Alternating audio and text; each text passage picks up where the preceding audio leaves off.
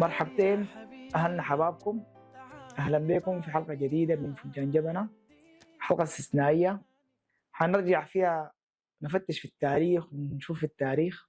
معانا ومعاكم الكاتب والروائي ممدوح حبارو. حبيك يا عمر، كيف حالك؟ إن شاء الله بخير. تسلم والله حبابك يا أخي، وأنا سعيد إني أكون معك الليلة. شرفت كثير البرنامج والله وسعدنا بك جدا. تسلم يا سيدي، تسلم. ممدوح كاتب وروائي حايز على جائزة طيب صالح في الدورة الثامنة صح؟ 18 18 20 18 ايوه. حدثنا عن ممدوح شويه كده، مجالك شنو؟ طيب، انا فعليا مجال دراستي هندسه حاسب، لكن مشيت مجال ثاني خالص بعيد منه. كنت بعيد منه جدا. ايوه، مشيت مجال الكتابه، المحاولات الصحفيه، الكتابه الادبيه، كتابه دراميه، البحث والتراث، وده اللي استهواني أكتر ولقيت نفسي فيه كتير. فأنا بعتبر نفسي باحث في التراث السوداني والتاريخ السوداني. باعتباره يعني احنا من الشعوب اللي كانت بتحب تقرا، او كان عندنا القراءه كده في جيلنا. احنا كان يعني اكثر من الجيل الحالي او الوقت الحالي. يعني زمان تقريبا كان الحياه المرئيه قليله، فكنا بنعتمد اكثر على الشغل بتاع القرايه اكثر. فهل دي يمكن الحته اللي شويه ساقتك كده للروايه؟ والله هي ممكن تكون، واللي هي توفر المكتبات فعليا. انا من يوم يعني ممكن اكون كنت صار مكتبه. فيعني بحب القرايه،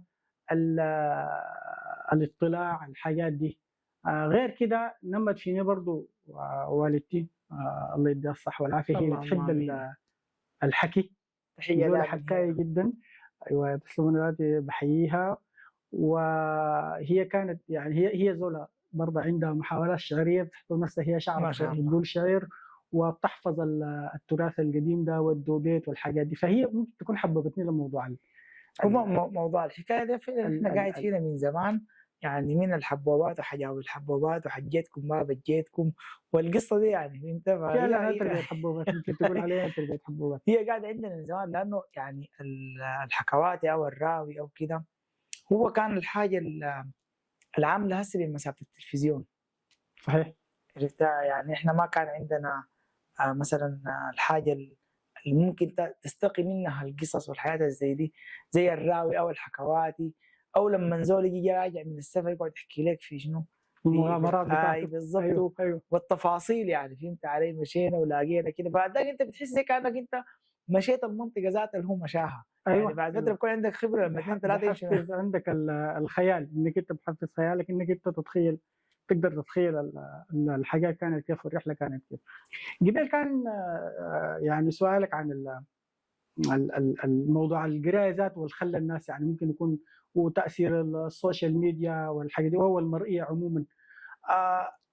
فعليا المغوله بتاعت انه القاهره تولف بيروت تطبع وخرطوم تغرى. أيوة.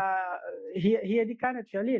نحن شعب، يمكن الشعب السوداني شعب يعتبر من الشعوب اللي بتحب القراءه والاطلاع جدا. يعني نحن شعوب ممكن يكون بطبعه يعني مثقفه. الشعب السوداني يعني معروف عنه في كل الدول، الخاصه في الدول العربيه المحيطه بنا، انه احنا شعب بنحب الموضوع القرايه. اقله كان عندنا موضوع الجريده دي حاجه اساسيه. فما بالك بين احنا في جيلنا مثلا مجله الصبيان، كويس. ايوه، مجله الصبيان وماجد بالضبط، والقصص الصباح. ايوه، والقصص بتاعت الجيب، القصص الصغيره. ايوه، ميكي جيب. ايوه. فدي كان جزيره الكنز، والحياه دي كلها كانت من الحياه اللي احنا عشنا فيها يعني. طبعا، ونحن كمان بالذات ممكن يكون جيلنا ده نعم بحاجه ثانيه. احنا المدارس كانت فيها المكتبات العامه، يعني كان في حصه المكتبه في المدرسه. يعني نحن الناس اللي درسوا متوسطه مثلا كان عندنا المكتبه الانجليزيه، يعني احنا كان بندرس ليتريتشر، ودرسنا جينير وكيتنات وتريجا ايلاند واتيل اوف تو سيتيز، مجموعه من الكتب. المكتبه العربيه ذاتها قرينا، يعني احنا قرينا الايام بتاعت طه حسين، قرينا يعني في المكتبات كانت. ده زايد الجمعيه الادبيه كانت في المدارس. ونحن ما بدنا ندخل في السياسه، لكن دي واحده من الحاجات اللي كانت يعني استهدفت الحقبه بتاعت النظام البايدن، اللي هي استهدفت الموضوع الثقافه ذات في المدارس وفي الجامعات وفي النوادي، وبدات يعني تحجم الحاجات دي. هو عموما انت عارف يعني زمان حتى المعلم كان بيدي الدرس او بيدي الحصه بصوره كده بتحببك انت في القراءه. يعني انا بتذكر واحده من السير اللي قريتها في السودان، قريت سنه رابعه. فيا دوب انا طبعا متعود على دراسه الخليج هنا ومدارس الخليج كده، ومشيت. اول يوم جاء طبعا الاستاذ كان بتذكر كان جغرافيا، كنا حنقرا جغرافيا السودان. فقاعد يقول لنا خلاص احنا من بكره ان شاء الله حنركب القطر وحنلف على مدن السودان ونتعرف على مدن السودان ونعرف كل منطقه والتاريخ بتاعه وجغرافيتها ان شاء الله وبتاعه، ورحله حتكون لطوال السنه وان شاء الله حنستمتع مع بعض كلنا بالرحله دي. ثاني يوم جيتهم بشنطتي. بقيت اساس جيت المدرسه حسن احنا ايوه مسافرين خلاص بجد، احنا ماشيين بالقطر. ايوه ماشيين. انت تخيلت الموضوع تخيلت يعني. ان احنا ماشيين بالقطر. ايوه طالع ماشي على الرحله. تخيلت الرحله في راسك وطوالي خلاص. اي طوالي كده بديت شنو داير امشي فيها. طبعا تعرف حته الرحلات دي ذاتها هي دي واحده من الحاجات برضه بالمناسبه. يعني كان في المدارس المنهج السوداني كان فيه زيارات يعني زرنا في الجولد التقيت بالصديقي وما عارف، وزرنا ومن عاش قل لا عاش من يفصلنا. الزيارات دي كانت بتتم دي في المنهج القديم. كان في حتى الجغرافيا ذاتها نحن لما ندرسها مثلا في سنه ثالثه ابتدائيه دي، ما قبل الاساس، كان في جغرافيا اللي هي بترسم فيها النيل، بنجيب الزهره بتاعت الغسيل دي بنعمل تحفير حفره مجرى النيل باعتباره النيل، والنيل الازرق بنقوم نكب فيه الزهره دي، والنيل الابيض بنقوم نكب فيه ملح على اساس انه ده النيل الابيض. يعني كان الحاجات دي بتحفز فيك الخيال في انك انت تتخيل الحاجه كيف. نحن زرنا مدن، كان عندنا برضه البحث عن الكنز. انت بتمشي بتفتش، الاستاذ بيحط لك مثلا الكنز في حته معينه ويديك عدد خطوات. في حاجه اسمها خريطه الكنز، بيكتب لك بعد 7 خطوات تحفر، عارف بتلقى خريطه ثانيه تلقى فيها مكتوب فيها انك انت تمشي وين. حاجات زي دي.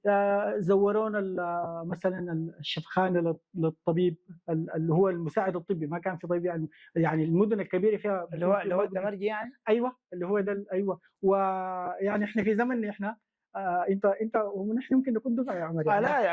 لا جايين، لكن شنو ما بعيد من بعض. لكن يعني انت لانه درست احتمال تكون درست في الخليج هنا وهناك. يعني احنا هناك كان شفنا اللي هو المساعد الطبي ده والتمرجي اللي هو بيلبس الريده احنا كنا بنلبس الريده نحن كطلاب. لكن هو ده الزول اللي في الشفخانه او في ده كان لابس انجليزي. ايوه كان بيلبس لونه كاكي، بيلبس هنا وبني. ده اللي هو كان بتاع الجيش الانجليزي يعني. ايوه بالضبط كده. فكنا بنزور الطويل، نزور مثلا المخبز، نزور يعني كده. كان في زيارات كثيره تعريفيه دي كانت من ضمن المنهج. الحاجات دي كلها هي بتخلي الزول يتحفز الزول في انه هو يكون عنده تفكير ابداعي. بتولد فيك الملكه بتاعت الابداع والملكه بتاعت التفكير. بعد شويه انت عارف انت ذاتك بتلقى اذا انت عندك هوايه انت بعدك ممكن تنميها وتلقاها من الحته دي. بالضبط. فبتخليك انك انت يحصل لك كوميونيكيشن وتجرب حاجات كثيره جدا. بالضبط.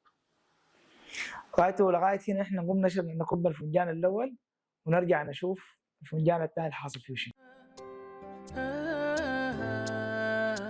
قهوتك في ايدك، سمعتك تحنيس، تغمز مرة تهمس، تنادي في دواخلك.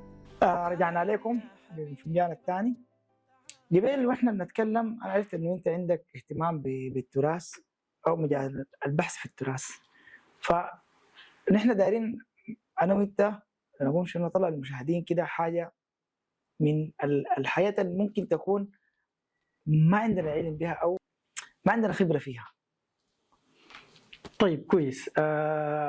هو فعليا انا مجال البحث اللي انا ممكن مهتم به فعليا في التراث السوداني. والتراث السوداني بالمناسبه غني جدا، لكن لانه ثقافه المنطقه بتاعتك ذاتها بتحكمك. انا من وسط السودان، من مواليد مدينه المدني من الجزيره يعني.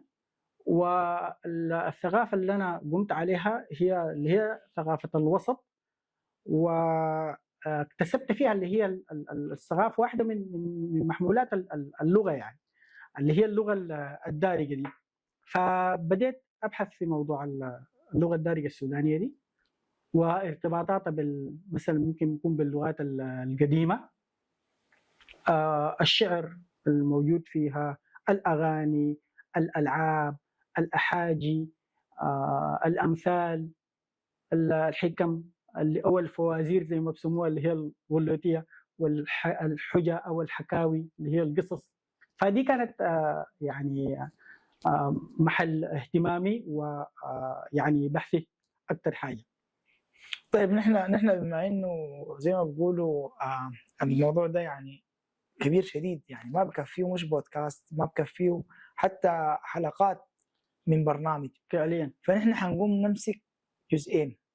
احنا بما انه بالعاده في البرنامج بناخذ الفنجان الاول مع الضيف، بعد ذاك بنقعد فنجانين بنلعب.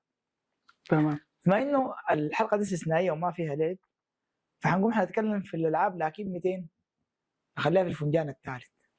تمام. نختم الفنجان الثالث. الفنجان الثالث ده نشوف انت ممكن تختار لنا وتتكلم لنا في شنو. تمام.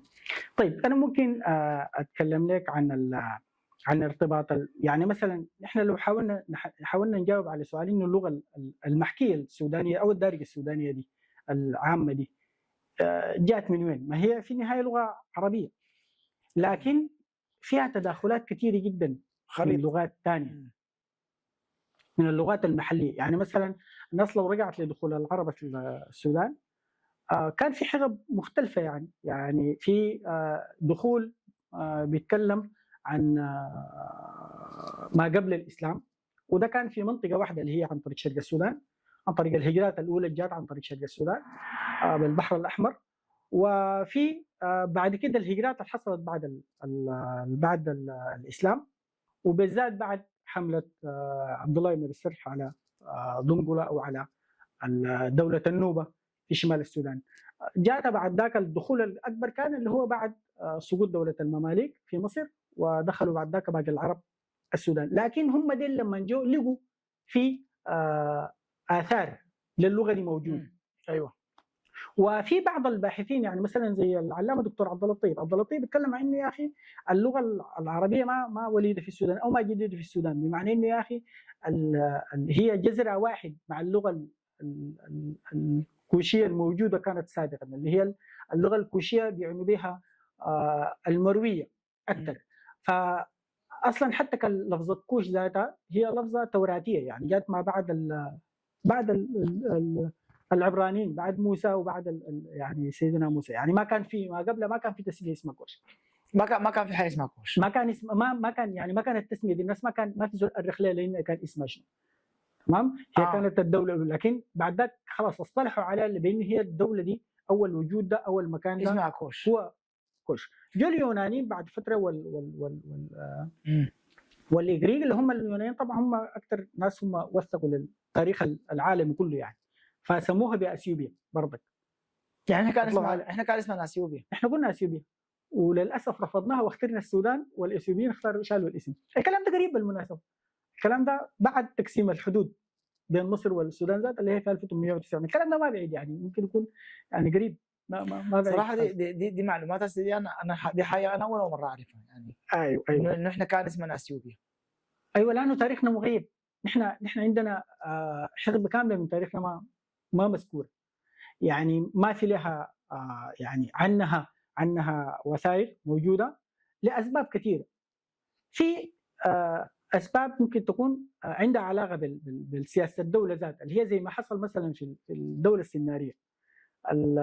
في الدوله السناريه كان في وثيقتين اساسيات تكلم عن الفتره بتاعت السناريه، اللي هم كتاب الطبقات وكاتب الشونه.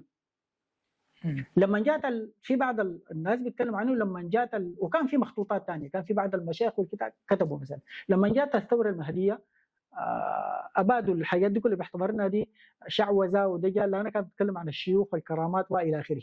يعني ما تم أيوة. التوفير. ما قبليها في قبل دولة سنار ذات أو دولة مملكة الفونج كان في مملكة اللي هي علوة المسيحية، كانت الحقبة المسيحية.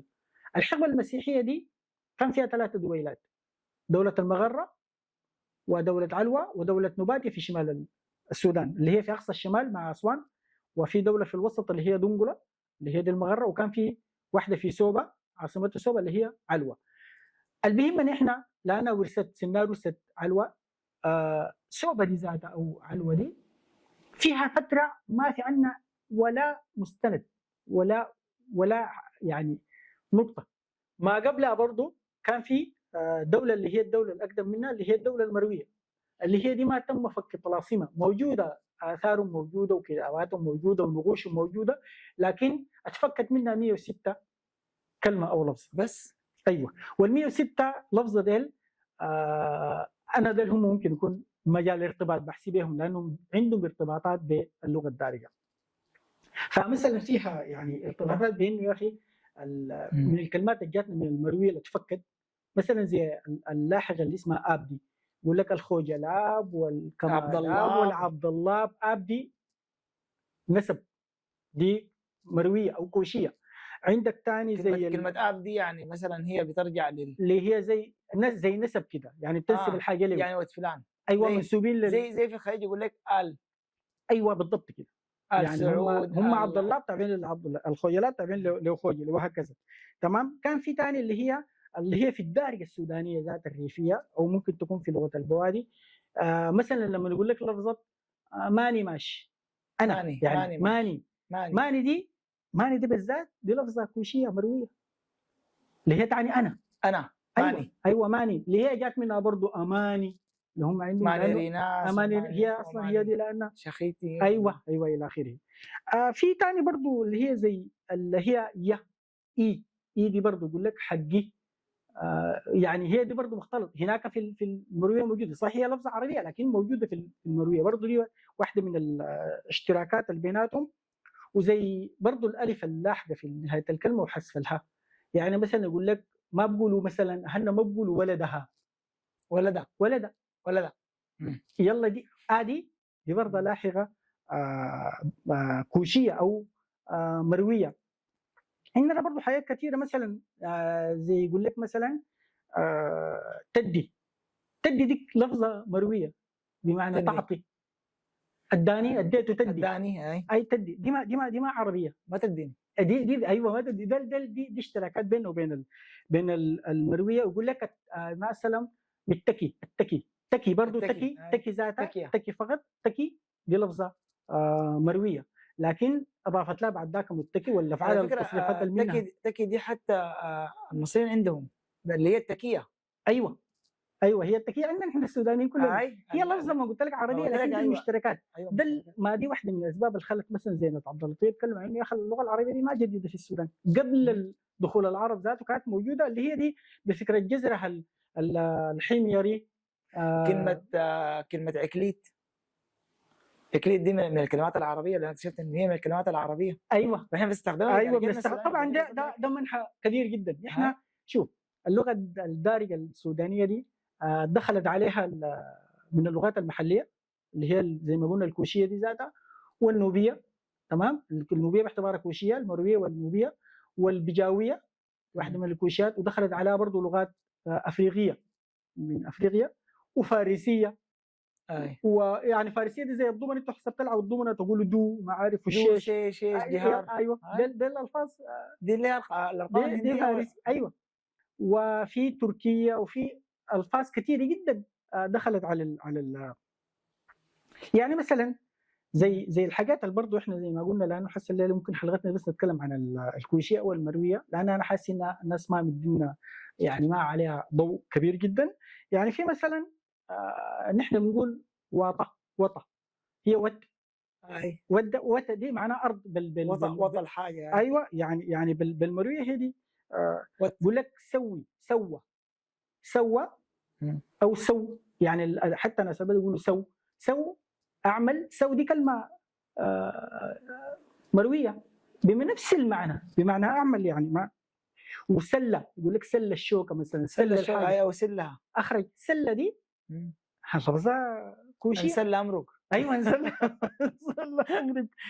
ودي حتى شوف دي كلمه دي هذه دي دي كلمه لفظها ما برضه هي لفظها دي مرويه. يا دي يا جيب دي ايوه جيب لفظها، ذاك. ايوه لفظها.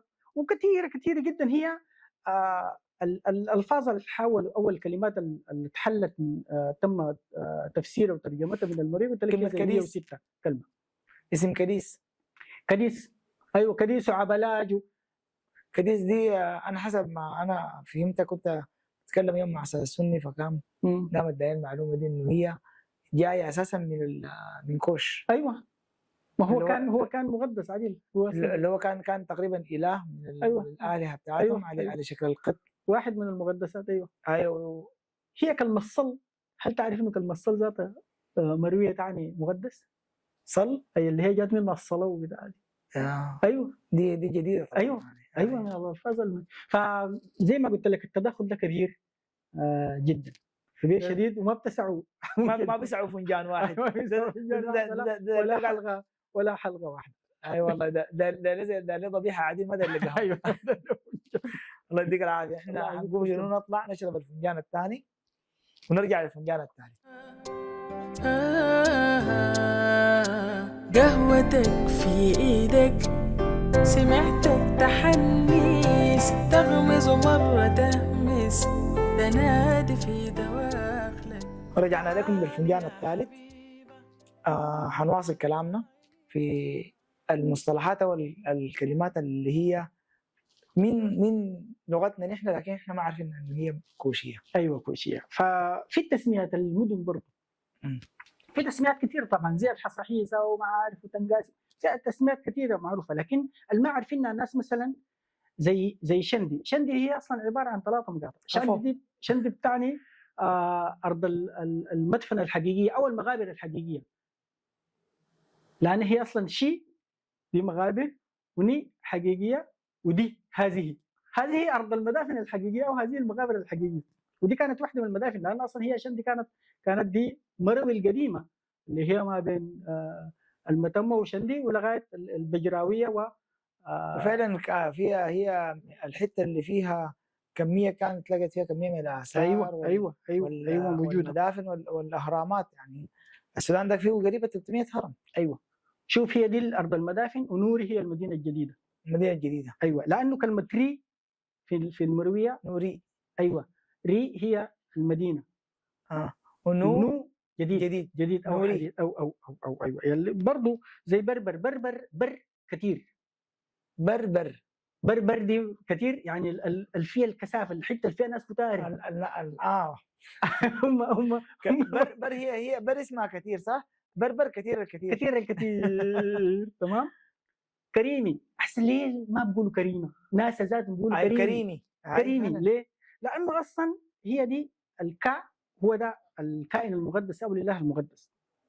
تمام. والري جاي منها برضه قريبه من، شوف ري وري ومويه. كريمي ومي مويه. مويه جاي منها برضه تقريبا تسميه النيل. ايوه، ما قبل شفت نوري قلنا ري مدينه صح؟ كا اللي هي المقدس، والمي المياه، المويه مي. هي دي مدينه شنو؟ التضرع للمياه، او مكان التضرع للمياه. معلومه حلوه دي. كريمي. ايوه، عشان كده اهل الادربيه بيقولوا الناس بيفتكروها ان دي كسره حقت الشايقه، لكن هي دي فعليا ده الاسم الحقيقي بتاعها. ده الاسم الحقيقي. نهر النيل برضه تقريبا النيل جاي من، هو طبعا في النيل في كثير من المقولات في تسميته دي.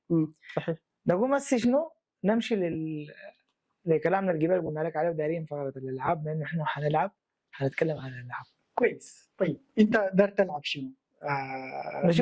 نشوف الالعاب اللي هسه قاعده عندنا، وكانت هي اساسا جذوره من الالعاب القديمه. طبعا انا عارف انه في عادات كثيره احنا متوارثينها من الحتات دي. نشوف حتى عالميا الالعاب دي فيها مشتركات كثيره شديد. يعني مثلا نحن عندنا لعبتين في السودان مشهورات جدا، اللي هو واحده اسمها صفرجت صفرجت، وظهرت حسه في الثوره لو سمحت الشباب يقول لك صفرقت الايام خلاص الحكومه سقطت، ما هي صفرقت صفرة يد احنا اساسا بالمناسبه يعني نحن من الجيل اللي قمنا عليها شفناها صفرقت والسيجا، لكن صفرقت فيها كم لاعب او كلب يسموه كلاب هاي فيها 6 كلاب وفيها 9 حفر، لكن السيجا فيها كم؟ السيجا مربعات اكثر. اهي السيجا فيها 24 كلب وفيها 25 حفره. في حفره واحده اللي انت بتفوز بها بتكون فاضيه، اصلا هي الحفره واحده بتكون فاضيه لكن الصفرة جت فيها 3 حفر فاضيه. بعد ذاك كل شيء بتقعد تاكل فيه كلب وبيتوسع. ايوه كلب كلبين وما اعرف الكلب في محله. هي زمان انا كنت بشوفها زي كانها هي شطرنج. بس انا بقدر اقول لك هل في ارتباط بينه وبين الشطرنج؟ هل في ارتباط مع انه هنا ما في الشطرنج شويه كده ما اعرف وزير وجندي ورخ اي بس هي لانها دي مطوره يعني. والحركه بتاعتهم يعني مطوره. ايوه مطوره، دي ما العاب نهاريه، مثلا ممكن دي العاب ذكاء يعتبرها العاب ذكاء. في العاب ثانيه يعني مثلا هسه في ارتباط كبير جدا بين لعبه التيوه لو بتعرفها. لا التيوه ما بعرف. والكريكت حق الهنود ده ولا سكج بكج. لا مش بتاعت السكج بكج بتاعت سكج بكج زمان كنا. ايوه صح اللي هي تكترات السكج بكج. لكن في التيوه دي اللي هي زول لو شفت الكره البيسبول القدم الامريكيه الكريكت والهنيزيه اللي بيجوا هنا بالمضرب ويضربوها ويجروا، ولو انت ممكن يضربوك بالكره انت تموت فيها ميس يعني. فيها ميس لو كلمه ميس ذاتها كلمه مناسبه. كلمه كلمه ميس. في لعبه ثانيه برضه اللي هي مشهوره يعني الناس بتعرفها اللي هي طبعا في بعض الالعاب اندثرت يعني مثلا زي شيلين. في العاب اللي يعني شيلين دي ممكن تكون العاب الريف يعني دس العظم. ايوه دس العظم ده. وحرينا اللي هي حرينا دي معناها سخنا يجروا.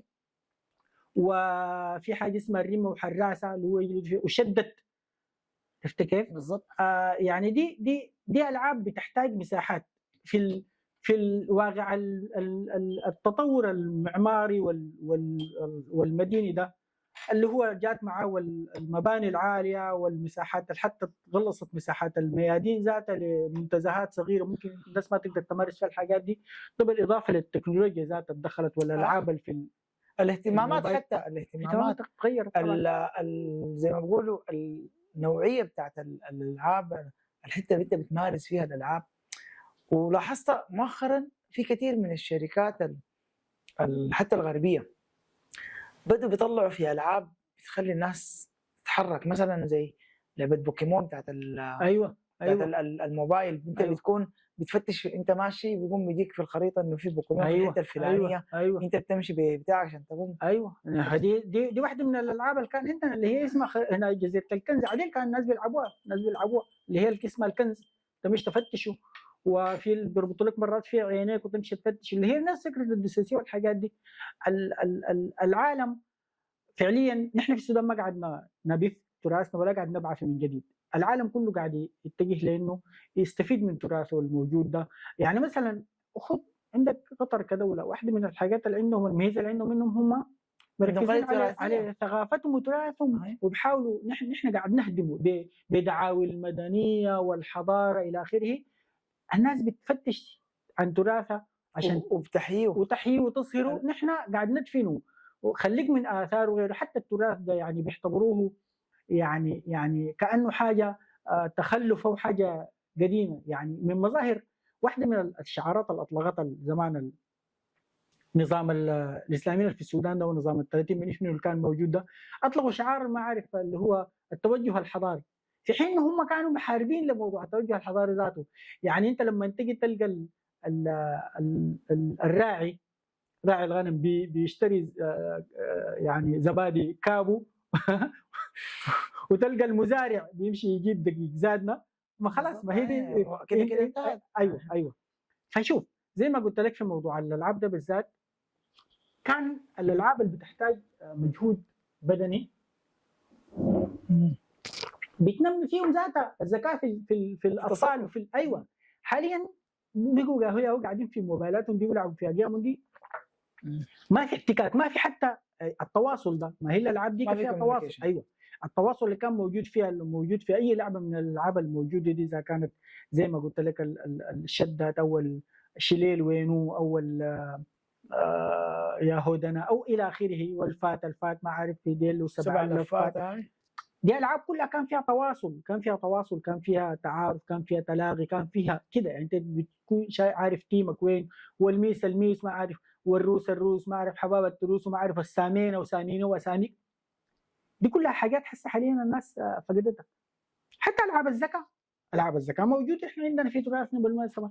السيجه لعبه الذكاء، صفرقه لعبه الذكاء، والطاب على فكره، والسيجه ده الملعب حديثي حقتنا احنا، دي العاب لعبوها جدودنا الكوشين موجوده. دي جذور من ورا. ايوه، العاب قديمه جدا وموجوده، ممكن يكون عندها شبهات في حتت كثيره. حتى لعبه اللعبه اللي هم شالوها الامريكان بيلعبوها بتاعت الهوكي بتاعت الحصين ولا شنو، بيضربوها جولف. كانت عندنا جدودنا كانوا بيلعبوها، موجوده في واحده من الجداريات بيلعبوها بحصينهم دي. موجوده عندنا اللعبات دي. الكريكت والبيسبول بتاعهم ده، لعبه الكره القدم الامريكيه دي، احنا عندنا موجوده في تراثنا برضه موجوده. عندنا لعبه التيوه دي، الكريكت بتاعت الهنود ذات اللي بيلعبوها دي. واحنا فعلا دي حاجات احنا يعني زي ما بيقولوا ما ملقى الضوء عليها. دي اللي بيعملوا لها، عاملين لها هايد مونديال، بيعملوا لها دوري عالمي. لا نحن بنشوفها مثلا تراجع وتخلف. بقول لك احنا يعني ده جزء من تراثنا، احنا معمول له هايد يعني ما مخفي عديل. ايوه، ما انا زي قبل قلت لك انت تراثك ده اصلا تاريخك كله شو صفحات كثيره اتنزعت، تم نزعه ومسحه وحذفه. تعرف نحن طبعا لو قعدنا زي ما قلت لك عشرات الحلقات ما حنكفي الحاجه دي. نحن يعني دايرين نختم معاك، وبصراحه انا متضايق انه انا اختم، لانه يعني الحديث بجر الجر، لكن ان شاء الله لنا قعدات كثيره ان شاء الله، وان شاء الله نكون كنا خفيفين على الناس، ما كنا مملين. وانا والله سعدت جدا بالحديث معك، لكن زي ما قلت انت الحاجه دي لو الناس مشت فيها بتحتاج لحلقات كثيره شديد يعني. ما وحنتلاقى في برامج ثانيه يعني اكيد، وفي حلقات ثانيه اكيد. دايما اديك يعني المجال تشكر اللي عايز تشكره قبل احنا ما نختم. والله اول حاجه شكرا لك انت يا عمر في ان احنا الليله تونسنا معك وشربنا معك فنجانين جبنه ظريفات. وفعليا يعني ما حقدر احسن الناس اللي انا بشكرهم، لكن انا فعليا بشكر اسرتي الكبيره والصغيره انهم كانوا واقفين معي في كل مشواري ده. يعني بشكر لهم انهم هم استحملوا غيابي منهم، انشغالي منهم في موضوع الكتابه والبحث والى اخره الى غيره. بشكر لهم الحته دي جدا، وانهم هم ساعدوني وقفوا معي في المساله دي. وكتر خير انت كمان يا عمر برضه. الله يديك العافيه والله يا اخي، ان شاء الله في غادمات. هي قاعده اخويه اكثر من هي برنامج. اكيد وانا والله استمتعت جدا بالونس معك يا عمر. والله في الختام نحن حابين نشكرك على تلبيتك الدعوه، وان شاء الله نلتقي في فنجان جديد مع ضيف جديد. نشوفكم على خير وعافيه. مع السلامه.